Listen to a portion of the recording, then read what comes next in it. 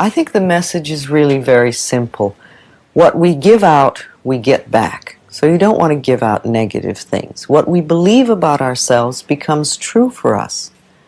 And we need to love ourselves, because when we really do love and appreciate this beautiful being that we are, then we can't hurt ourselves and we can't hurt other people. And to me, that's the secret of life.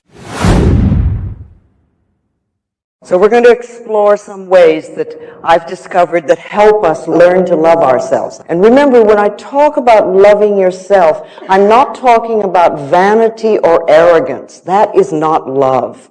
That is fear. I'm talking about just really respecting and cherishing the incredible miracle that you are. Because each one of us is someone really fabulous. We're divine, magnificent expressions of life.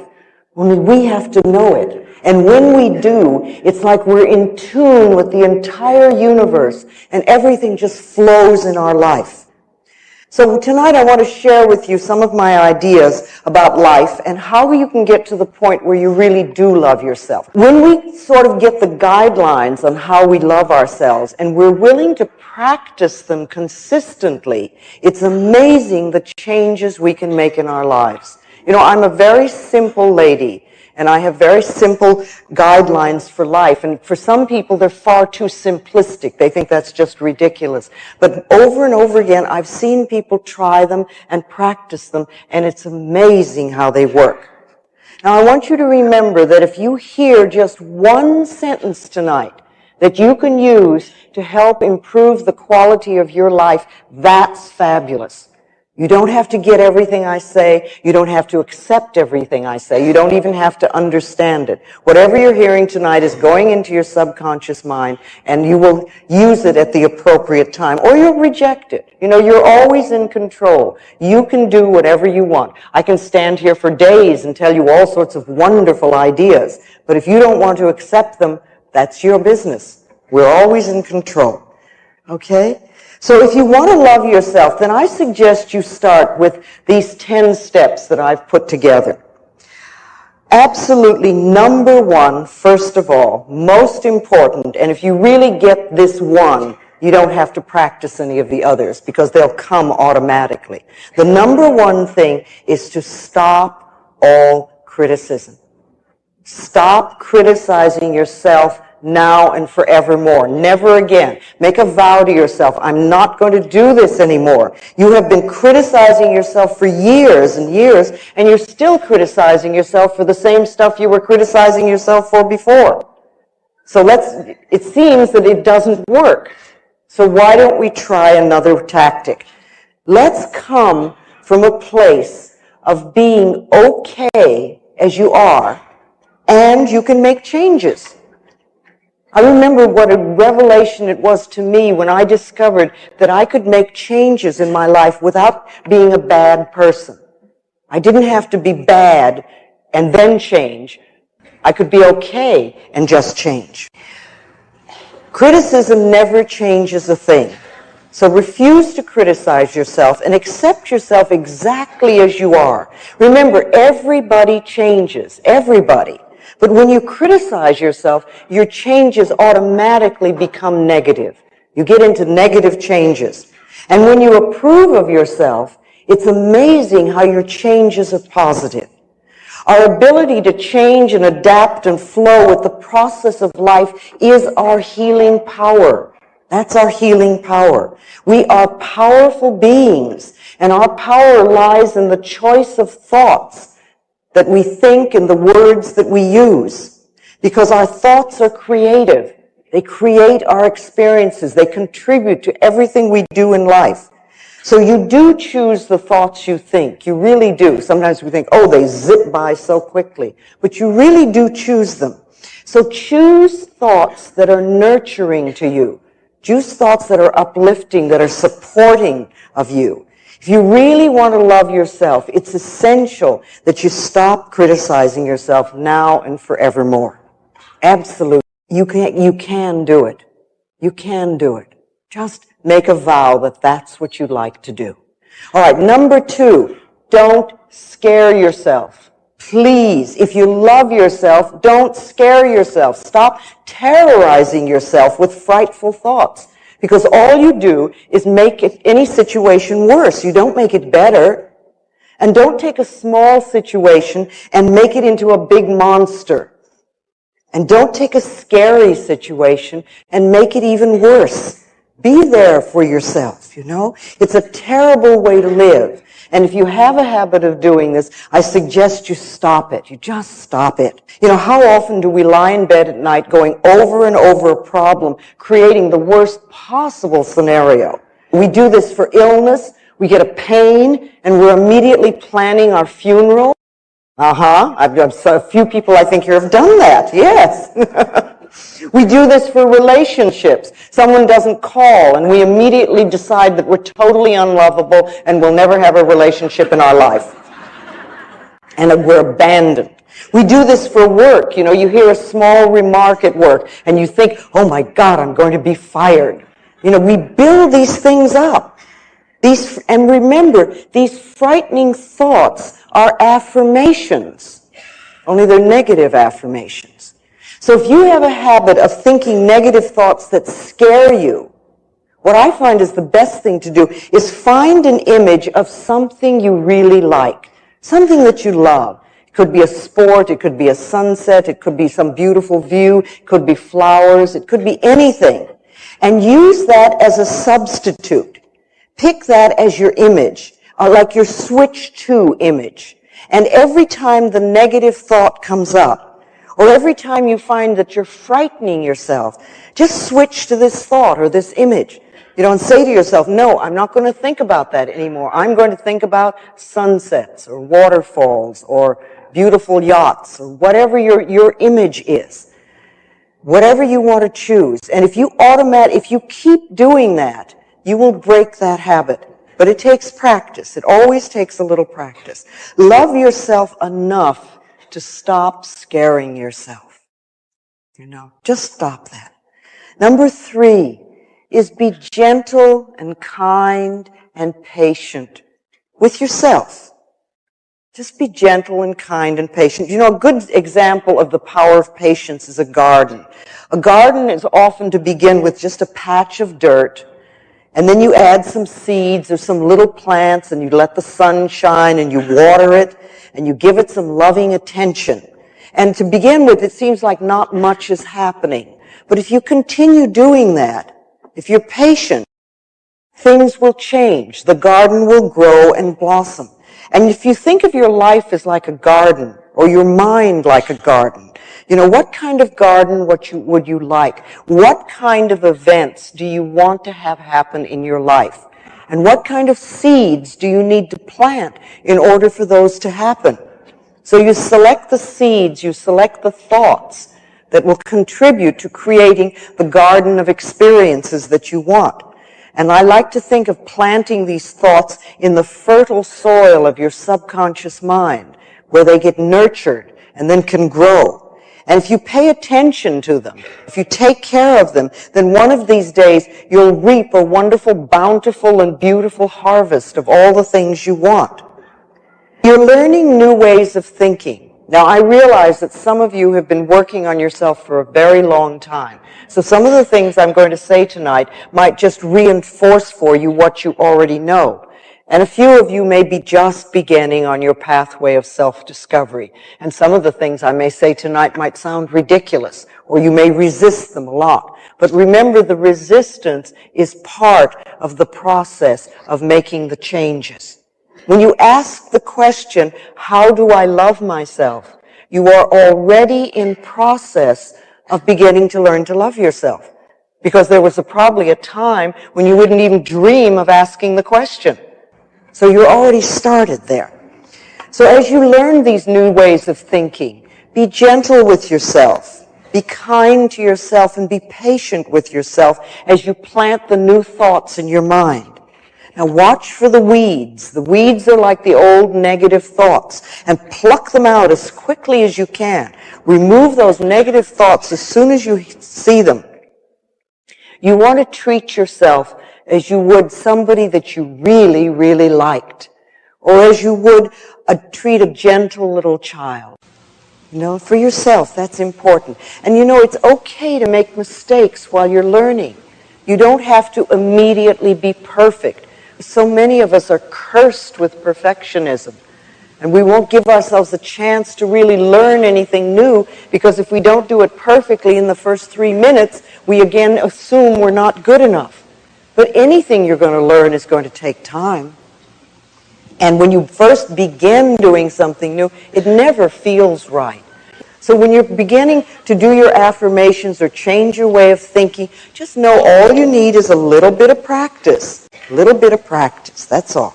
You're not going to do everything in one day. You're not going to love yourself totally in one day. But if you can love yourself just this much more every day than you did before, like a quarter of an inch, and every day you do a little bit more and a little bit more and a little bit more and a little bit more, do you realize in 2 or 3 months you could love yourself this much? And all you did was this much every day, just a tiny bit. It's amazing. It takes just a little bit more love every day. You can get up in the morning and say, I really want to love you more today than I did yesterday. And if you make that statement, the universe will hear you and find out ways to do that. Okay, number 4, be kind to your mind. Be kind to your mind. Self-hatred is really only hating thoughts you have about yourself. That's all it is. And you don't want to hate yourself for having thoughts. You gently want to change those thoughts. Change your thinking. You are worth loving. All of us are. We do not have to earn love. In spite of the way some of us were raised as children, really you don't have to earn love. You see, you don't have to earn the right to breathe. You have the right to breathe freely and fully because you exist. And you have the right to be loved because you exist. That's all you have to do. We are lovable because we exist. And we have to know that and make it true for ourselves. Speaking of thoughts, I talk a lot about affirmations. And we must remember that every thought we think and every word we speak is an affirmation. And far too often, they are negative. And we're not aware that the words and the thoughts these words and thoughts are shaping our future and our experiences. But when we talk about doing affirmations, we're talking about creating positive statements to create something wonderful and new in your life or to eliminate something for your life. So doing affirmations is one of the best ways to be kind to your mind, because you create definite positive statements that build you up instead of beat you up. See, if you can think of your thoughts as building you up rather than beating you up. And so many of us, I know I certainly did, had a habit of beating myself up with my own thoughts. Thinking well of yourself is an act of kindness that pays enormous dividends. Enormous dividends. You can also learn the difference between responsibility and blame. Don't get into this, I'm having this negative experience, therefore I must be a bad person routine. That's a terrible thing to do. Responsibility is making a conscious choice of how you will respond to a situation or to an idea. What sort of thoughts will you choose? You have an experience. Okay, how can you learn from this experience? Or what can you learn from this experience? Dr. Bernie Siegel says in his new book, Peace, Love, and Healing, that people who have so-called terminal illnesses and defy the statistical odds against them all share something. They have an acceptance of responsibility for decisions affecting their lives. They don't blame themselves, but they do accept responsibility. See, blame is making yourself wrong for having certain thoughts or for having certain experiences. But blame creates guilt. And guilt always seeks punishment, and punishment creates pain. So being kind to yourself means stopping all blame, all guilt, all punishment, and all pain. Respond to yourself and to life in a loving way. Now, another kindness you can give to yourself is to relax. Just relax. Relaxation is essential. It's absolutely essential for the healing process. It's really hard to allow the healing energies to flow within us if we're tense and frightened. It's like we shut off the energy. And it only takes a minute or two, a few times a day, to allow the body to let go and relax. See, at any moment, you can close your eyes and take 2 or 3 deep breaths and just release whatever tension you're carrying. Let's do that now for a moment. Just let's close our eyes and take a deep breath and just exhale and let go. Just let go. And let's do that again. Take another breath and just release all fear, any tension. And once more, take a deep breath. And as you exhale, just let yourself be centered. And you might even say to yourself silently, I love you, all is well. And then just notice how much easier your body is for the moment. That didn't take 2 minutes. And if you would do that several times a day, it sort of says to the body, it's okay, you don't have to go through life tense and frightened. You can be relaxed and still handle whatever you need to handle. Another kindness to yourself is to meditate. You know, as a society, we've made meditation into something mysterious and difficult to achieve. And yet meditation is one of the oldest and simplest processes there are that we can do. All we have to do is to sit or even lie quietly, close our eyes, take a few deep breaths, and our body again will automatically relax. We don't have to force it, it just happens. And we can repeat words like love, or peace, or healing, or anything that's meaningful to us. We could even say, I love myself, or I forgive and I am forgiven, or I'm willing to learn.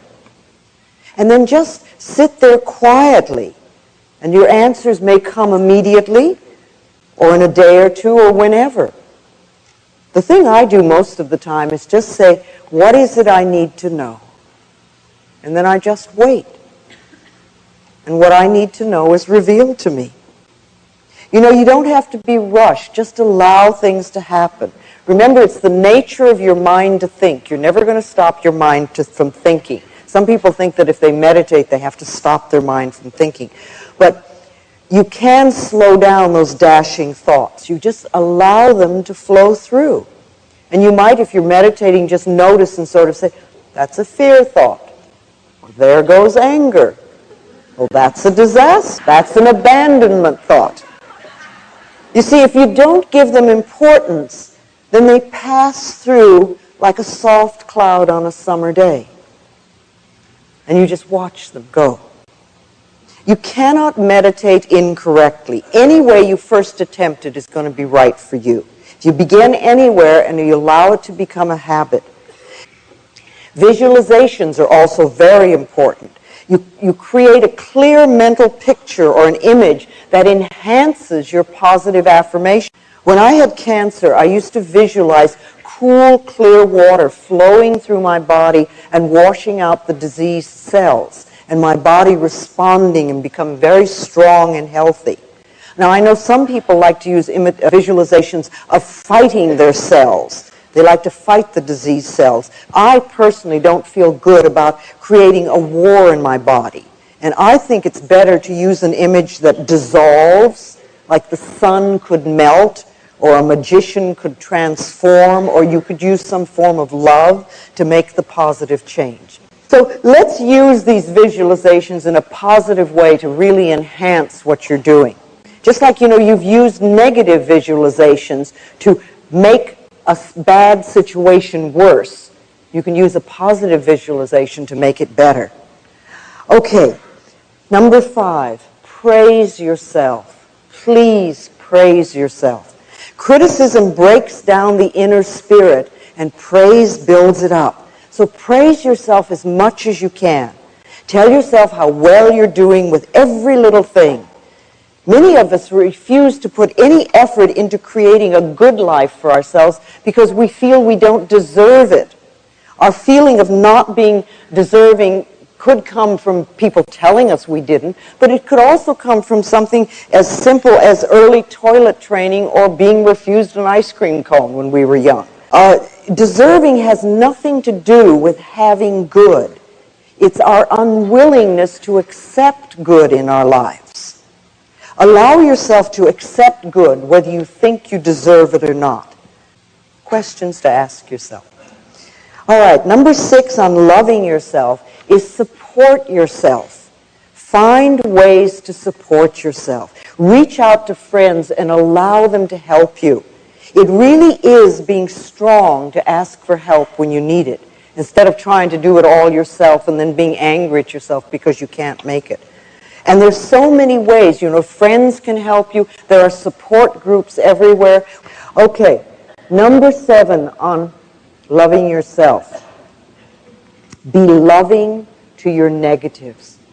Be loving to your negatives. You created every single negative pattern, every negative habit, everything you have in your life to fulfill a need. And they worked. See, everybody's made negative choices in the past. We all have. However, nobody is stuck with them. The good news is that you always have choice. You can choose again. And you can always choose to let go of the old pattern, and you can choose a different and more supportive and nourishing thought. Letting go of the old negative pattern with love allows you to move into the new positive patterns with ease. It makes it so much easier. But punishing yourself, with thoughts like, I hate my job, I hate this illness, or I hate this relationship, or whatever, keeps you tied to what you hate, and it doesn't allow anything new and different to come into your life. See, if you run around saying, I hate my job, then the universe gets this message, hates job. So if you get a new job, I guarantee you, you'll hate your job very shortly, because that's the message that you've put out. You want to release with love. Release whatever's in your life that you're not happy with now with love, and allow then the new stuff to come in. It really does. When you love yourself and you find yourself in the midst of a negative situation, you can say something to yourself like, I'm willing to release the pattern in my consciousness that contributed to this condition. And then you can say a positive affirmation, like, I really deserve only good in my life. I allow the healing powers and the healing energies of the universe to flow through me, really changing my life for the better. Our thoughts and our words are very powerful. And remember, no matter what's going on in your life, no matter what negative situation you have right now, you are never wrong. You're never wrong. You're always doing the best you can until you find a better way to handle situations. We have to understand that whatever we have in our life, we have contributed to it because it's our way of handling situations. And to be angry at ourselves because such and such is going on doesn't make any changes. It doesn't make positive changes.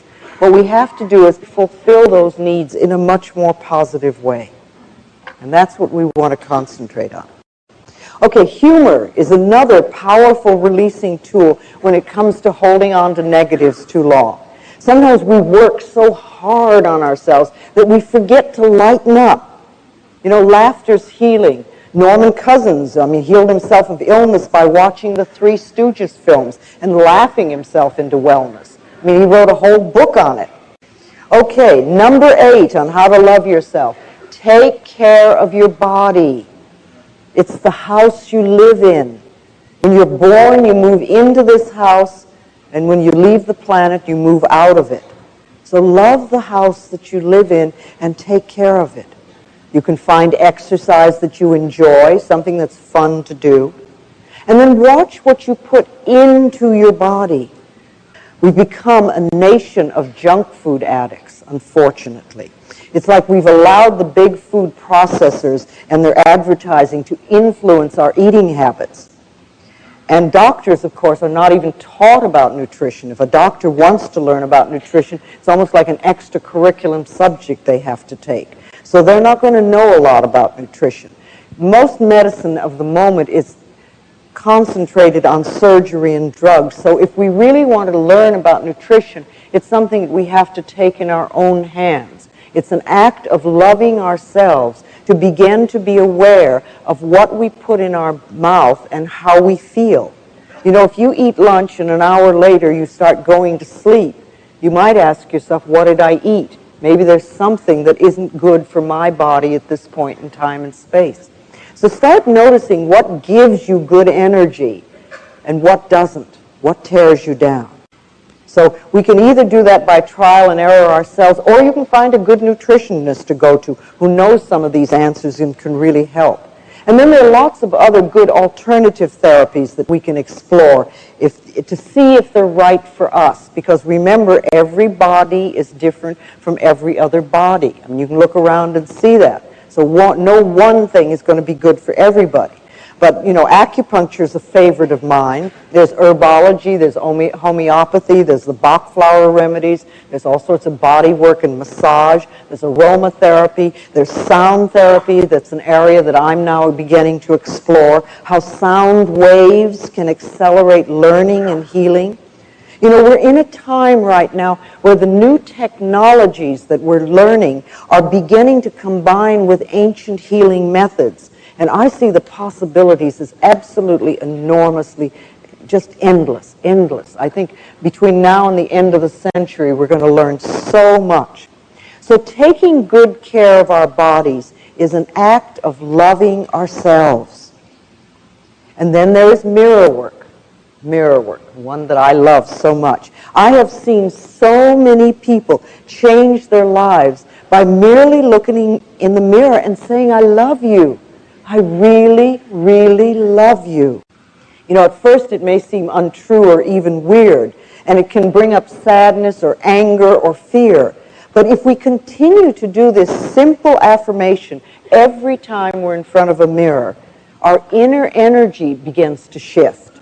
Letting go of destructive thoughts and behaviors and accepting ourselves as naturally lovable becomes so much easier. There are several ways you can practice mirror work. I like first thing in the morning, just looking in the mirror and saying, I love you. What can I do for you today to make you happy? How can I make you happy today? Do you ever ask yourself that? Especially first thing in the morning? And then listen to what you hear. And start following through. You may not get any messages to begin with because you may be so used to beating yourself up that you don't know how to respond to a kind, loving thought. But listen and follow through and begin to learn to trust yourself. If something unpleasant happens, immediately run to the mirror and say, I love you. I love you anyway. Because you want to realize that events come and go, but the love that you have for yourself is constant, and it's the most important thing in your life. Not the experience of the moment, but the fact that you love yourself. If something wonderful happens, run to the mirror and say, thank you, thank you, thank you. Acknowledge yourself for having created that wonderful thing. You can do forgiveness work in the mirror. Look into your own eyes and say, I forgive you. I forgive you for holding on to old patterns for too long. I forgive you for not loving yourself. I forgive you for whatever. You know, we're so hard on ourselves. We're so judgmental and so critical. We beat ourselves up for every little mistake, no matter how small. Every one of us can use forgiveness on a daily basis. Sometimes I look in the mirror and I say, I am forgiven. I forgive you and I am forgiven. I forgive and I am forgiven. Know that it works both ways. You can talk to other people in the mirror. Tell people things in the mirror you'd be afraid to say in person. You know, you can clean up old issues. You can forgive them. You can ask for love and approval. It's a wonderful way to talk to your parents or part of a relationship. Talk to your doctor in the mirror. Talk to your boss in the mirror. You can say all sorts of things that you'd be afraid to say otherwise. But I think the last thing you always want to say when you do any mirror work is that what you really want is their love and approval. Because that's what we all want. We all want love and approval from wherever we are, so that everybody gives that to us. And the more we give it, the more we're going to get it. See, affirmations in the mirror are powerful because the mirror always tells us the truth. When you acknowledge that the negative thought is there, don't give it a lot of importance. Or if you have a negative message coming through, turn it around into a positive affirmation. Just let it go.